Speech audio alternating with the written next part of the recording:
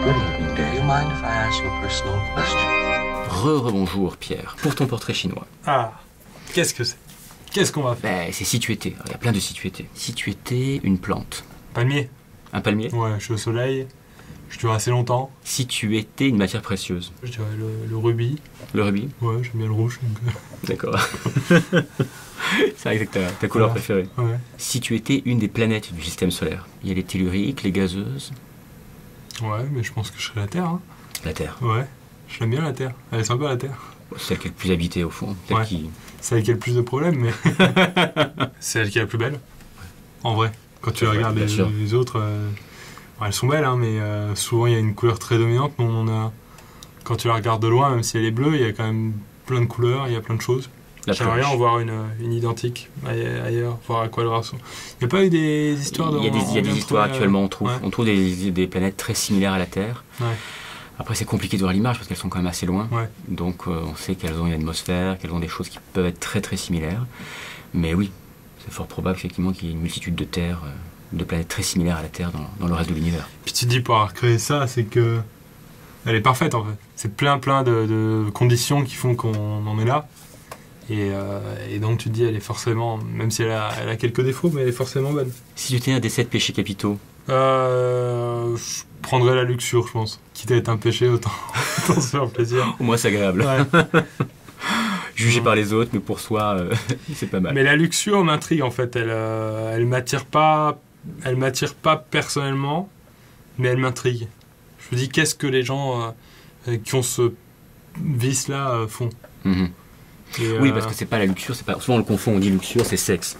Mais non, la luxure c'est un excès, donc c'est un excès de sexe, c'est une névrose au fond à y aller en permanence et souvent souvent aller plus loin. Dans les films ou dans les livres, c'est un peu c'est des choses qui m'intéressent. C'est un peu je sais que moi j'essaye de jamais aller dans ces domaines-là, d'avoir jamais d'excès de luxure.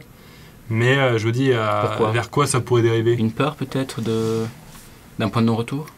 Ouais, exactement. Je me dis, tout homme est capable de tomber dedans. Et s'il ne se force pas régulièrement à pas tomber dedans, ben, c'est facile. Surtout quand on commence à avoir un peu d'argent, quand on commence à être un peu aimé, etc. Donc on peut tomber dedans assez facilement. Si tu étais une partie du corps humain? À partir du moment où tu vois, tu peux faire plein de choses et imaginer plein de choses. Mais ouais, et puis des fois je me dis, si un jour il me restait plus rien, que j'étais dans un hôpital, que je pouvais rien faire, à partir du moment où j'aurais encore la vue et de quoi m'exprimer, je pense que je pourrais faire des choses, créer encore des choses. Alors que sans la vue, je serais perdu, je pense. Si tu étais un gaz? Il y a plein de genres de gaz, hein. Ouais, bien sûr. Le gaz moutarde, le gaz hilarant, le gaz... Ah, le gaz hilarant, c'est pas mal. Non, mais l'oxygène me va, hein. Encore une fois... On reste sur Terre. Ouais, on reste sur Terre. C'est bien, il y a une cohérence. Ouais. J'aime cette cohérence. Si tu étais une arme? Un lance-pierre. Tiré par David contre Goliath? Ouais. Pourquoi le lance-pierre? Parce que je serais inoffensif, enfin, très peu... On sait que le lance-pierre peut même détourner. Mais le lance-pierre, il faut vraiment l'utiliser pour qu'il fasse mal. Le lance-pierre, j'ai un souvenir d'enfance, le lance-pierre, de balancer des pierres pour faire des ricochets. Je suis quelqu'un qui aime pas beaucoup la violence et qui aime pas beaucoup le conflit. Donc quand tu me demandes de choisir une arme, j'essaye de choisir celle qui fait le moins mal. Ou un couteau à bourron. Ou une cuillère. Un couteau à beurre. Voilà.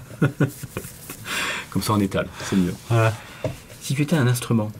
Bah ouais, l'harmonica. L'harmonica, j'aime bien. L'harmonica, je l'aime bien parce qu'il est simple.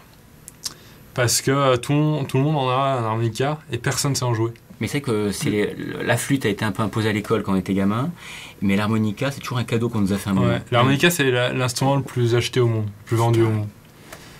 C'est pas la guitare ou pas la flûte. On peut penser que c'est la guitare parce que c'est l'instrument le plus...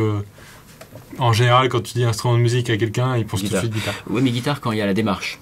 Alors que souvent, c'est un cadeau, l'harmonica qu'on peut faire, même si on sait que la personne n'est pas musicienne et quand on est gamin. Rien que de souffler, ça fait déjà des notes, une harmonie. Et derrière sa simplicité, c'est un instrument qui est assez complexe, que pas beaucoup de gens savent jouer.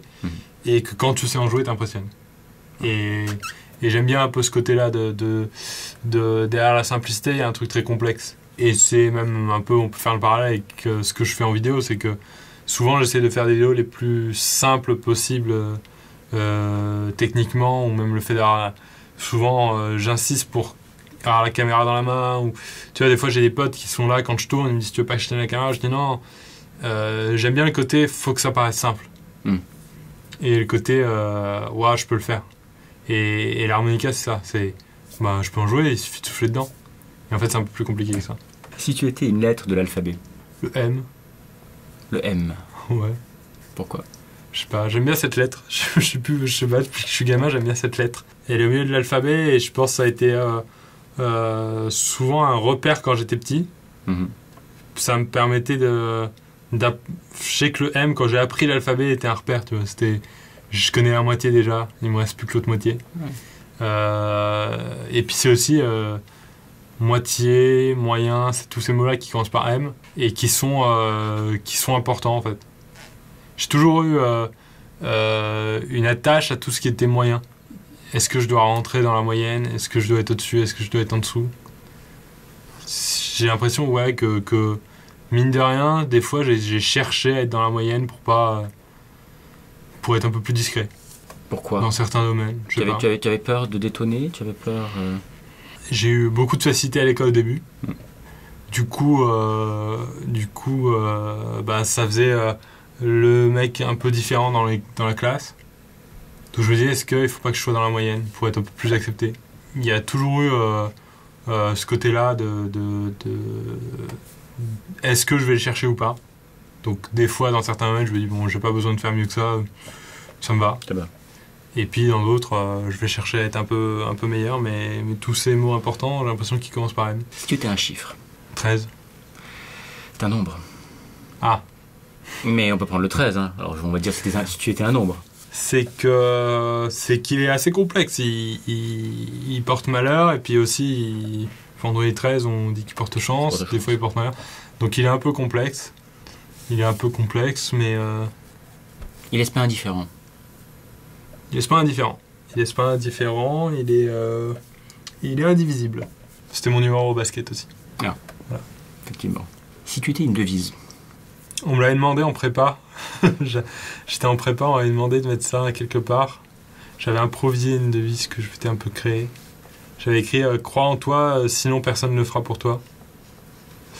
Et je pense que c'est vrai en fait. Faut pas attendre que les autres t'aiment ou croient en toi. Ouais, et puis faut pas hésiter à aimer ce qu'on fait en fait. Ouais. Des fois il y a un côté un peu... ouais, tu te regardes. Quand je regarde mes vidéos, quelqu'un arrive dans une pièce et que je suis en train de regarder mes vidéos, il y a un petit côté, il se regarde. Ou ouais, il se prend dans la rue, il se filme tout seul. Mais en fait, il y a que toi qui sais ce que tu vaux. Donc autant l'assumer quoi. C'est à toi. Merci Pierre. Si tu es arrivé jusqu'ici et que tu en veux encore, clique ici en bas à droite. Et si tu veux voir ma prochaine vidéo, abonne-toi à ma chaîne en cliquant ici sur la gauche.